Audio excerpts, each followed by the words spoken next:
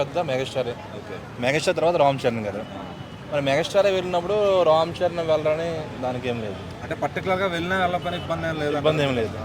వాళ్ళు తండ్రి లేరు కదా, మరి ఇంకెందుకు షూటింగ్ల వల్ల సినిమా ప్రమోషన్ వల్ల దీనివల్ల వెళ్ళలేకపోవచ్చు. అట్లానే ఇప్పుడు పుష్ప మంచి బాక్స్ ఆఫీస్ చేసింది. గేమ్ చేంజర్ ఎలా ఉండబోతుంది అనుకుంటారు?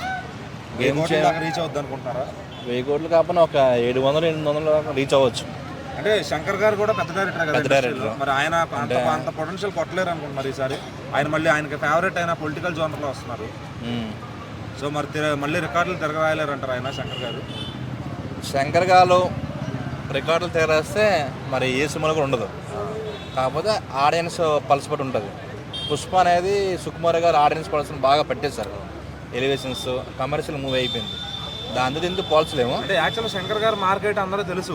రాజమౌళి గారి కన్నా ముందే రోబో సినిమాతో అతను టాలెంట్ నిరూపించుకున్నారు. మరి ఈసారి ఆయన ఫేవరెట్ పొలిటికల్ జోనర్ లో రామ్ చరణ్ గారికి కూడా బాక్స్ ఆఫీస్ స్టామినా బాగుంది. మరి ఆయన్ని పెట్టుకుని నేను కొట్టలేరు అంటారా? మంచి స్ట్రైకింగ్ కొట్టలేరు అంటారు బాక్స్ ఆఫీస్ ని?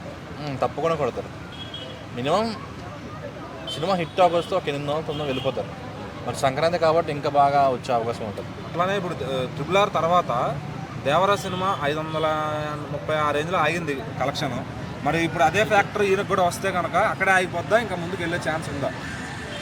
కొద్దిగా కొట్టాల శివ మీదకి కొద్దిగా క్రియేటివ్ ఉన్న డైరెక్టర్ శంకర్ గారు. దాని మీద కొద్దిగా బెటర్గా వెళ్ళొచ్చు అనుకుంటున్నాను. సో ఇప్పుడు 700-800 ఈ గేమ్ చేంజర్ సినిమా రాజకీయాలను మార్చబోద్ది అంటారు నెక్స్ట్ టైము. అది పొలిటికల్ జోనరే కంపల్సరీ. సినిమానే బయట రాజకీయం మార్చేస్తుంది అనే ఉద్దేశం ఏం లేదు. సినిమానే చూస్తారు. సరేనా? సినిమాలో చూసినట్టు బయట అవద్దాం. మారుస్తుంది అలాగే ఉండదు. సినిమాలో ఒక ఎంటర్టైన్మెంట్ లాగా ఉంటుంది. అంటే మీకు రంగస్థలంలో పాట ఉంటుంది, ఆ గట్టును ఉంటావా అని చెప్పి. సో దాన్ని చూస్తే కనుక అందరూ జన సైనికులందరూ ఆ గట్టును ఉంటావు ఈ గట్టును ఉంటావు వాళ్ళు ఓన్ చేసుకున్నారు. సో మరి ఈ సినిమాని వేరే నేషనల్ పార్టీలు కూడా ఓన్ చేసుకునే ఛాన్స్ ఉందంటారు. ఎందుకంటే ఇది world wide pan India release అవుతుంది. సో మరి అన్ని భాషల్లోనూ పొలిటికల్ జోనర్ కాబట్టి ఈజీగా కనెక్ట్ అవుద్ది అంటారా? సినిమాని ఒక ఎంటర్టైన్మెంట్ లా చూస్తున్నారు చాలామంది. సినిమాని బయట ఒకటిలా చేయకూడదు, చేయలేము కూడా.